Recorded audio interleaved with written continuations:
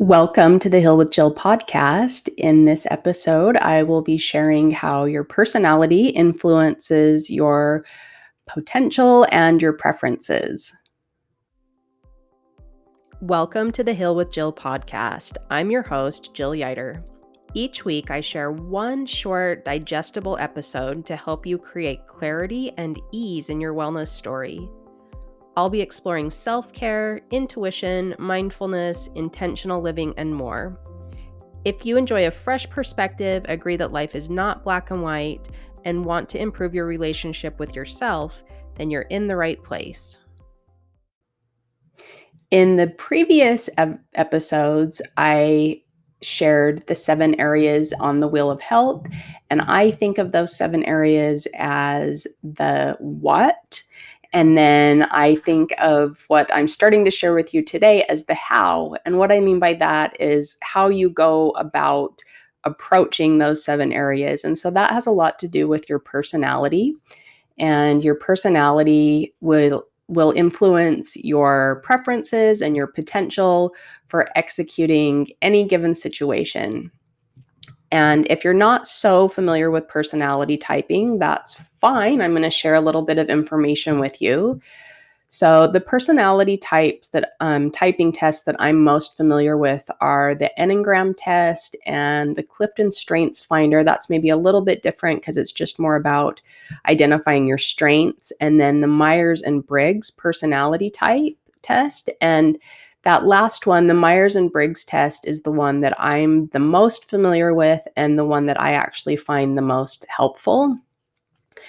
So, to give you a little bit of framework around personality typing, and where the perspective I'm coming at regarding it is that it's not about um, putting a label on yourself and then using that label to paint yourself into a black and white box. So it is helpful because it can provide insight into why you think, feel, and act the way that you do. And then that can bring some clarity to why certain scenarios are energizing and other scenarios are exhausting, and maybe why some tasks are really effortless and others are like pulling teeth, and maybe some insight into why you get stuck, but then also how to help you get unstuck. And so when you have this kind of deep insight about yourself, your self-care is more spot on, in my opinion, and you're savvy about doing more of what you enjoy, and you know what to avoid so that you don't get burned out. So I'm just going to share an example with you about my own personality type now to kind of bring this into more perspective. So according to the Myers-Briggs personality typing test, I am an INFJ. And if you don't know what those letters mean, that's perfectly fine. I'm just going to explain that a little bit. So basically, it means that I have a preference for introversion over extroversion, and a preference for um, using intuition versus sensing, and a preference for feeling over thinking, and a preference for judging over perceiving. And so those 4 pairs that I've just stated make up, in different combinations, the 16 Myers-Briggs personality types.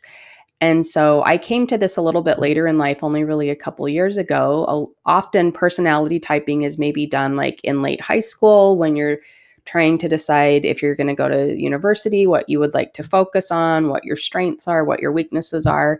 But anyway, I came to it a bit later, and it was really helpful, I felt like. So for me, it just clarified things that I already had a sense of about myself, and it brought like a sense of, oh, yeah, that makes total sense now. So, for example, I know that related to my preference for introversion, as much as I like to socialize, ultimately, I need to go away and have alone time to recharge my batteries.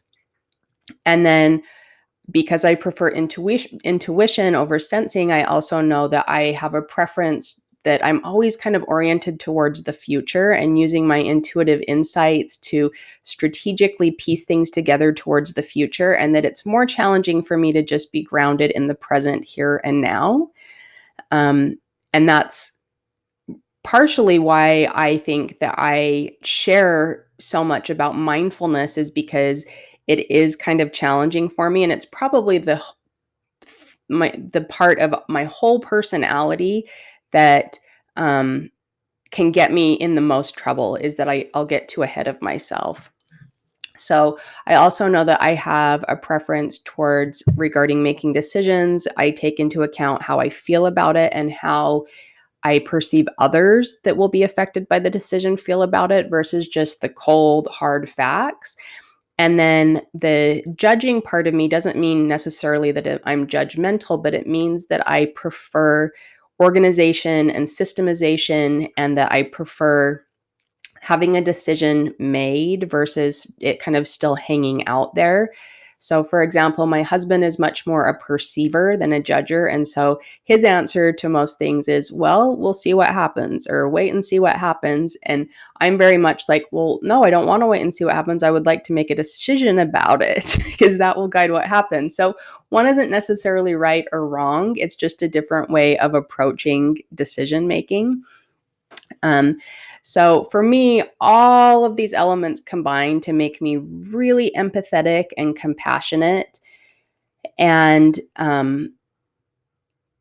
good at organizing and systemizing pretty much anything, bringing clarity to situations. And so that's my zone of genius. And that's where I prefer to work from every single day, is bringing all of my strengths into play and relating them, generalizing them to whatever situation I am interfacing with. And so if you're not familiar with zone of genius, that term just kind of means that it's that place where you're in the flow, it feels effortless, but you're still, getting things done, like even really practical things that need to happen during the day, but you're doing it in your own way that feels good and congruent with you.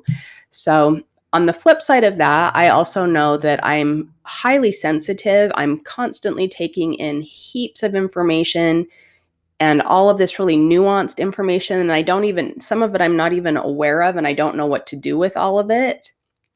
And so I can get sensory overloaded really quick and get burned out really quick. And so I know that I have to just take really good care of myself, and self-care is non-essential. So, I believe that life is about doing what you enjoy. And this is an interesting discussion because it kind of gets at, well, should you focus on your strengths and let someone else do the stuff that you don't enjoy? Well, I say yes to that if you can. So, if someone else is better at something that you don't enjoy, and not only are they better at it, but they enjoy it, then why would you not go with that plan? I mean, that just makes total sense to me. So, if you're not always able to avoid tasks that you don't necessarily enjoy, for example, maybe in your family you're in charge of the banking, but you don't really love numbers, but you're highly visual, you can still bring your own flavor to that. You can, get a calculator that you love that's visually satisfying, and some stationery that's visually satisfying. Create a spreadsheet that's visually satisfying so that when you're interfacing with it, that's what you're engaged with, and the numbers are secondary.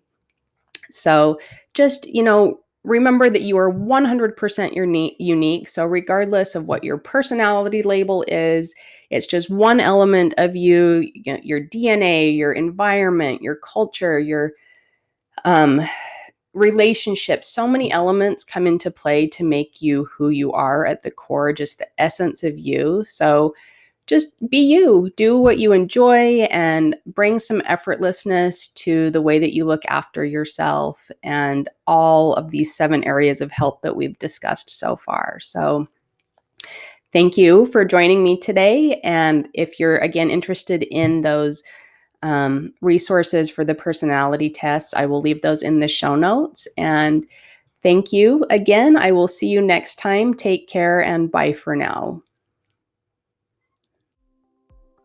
Thanks for joining me this week on the Heal with Jill podcast. You can find all my free resources, including menu planners, mindful movement videos, and more, as well as my coaching and courses at healwithjill.com. If you enjoyed this episode, I'd love it if you'd share it with a friend and give it a rating. Take care and bye for now.